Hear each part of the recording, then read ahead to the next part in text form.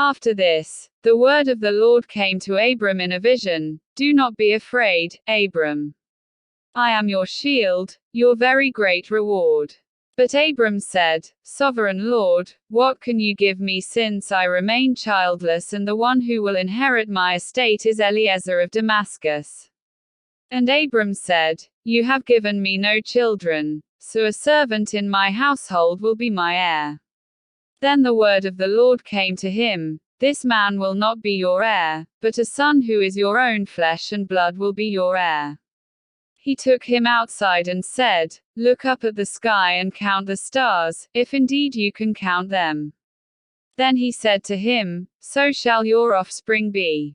Abram believed the Lord, and he credited it to him as righteousness.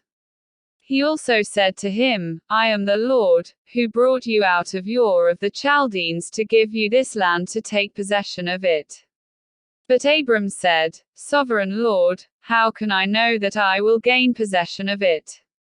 So the Lord said to him, Bring me a heifer, a goat and a ram, each 3 years old, along with a dove and a young pigeon. Abram brought all these to him, cut them in two and arranged the halves opposite each other. The birds, however, he did not cut in half. Then birds of prey came down on the carcasses, but Abram drove them away. As the sun was setting, Abram fell into a deep sleep, and a thick and dreadful darkness came over him. Then the Lord said to him, Know for certain that for 400 years your descendants will be strangers in a country not their own and that they will be enslaved and mistreated there. But I will punish the nation they serve as slaves, and afterward they will come out with great possessions.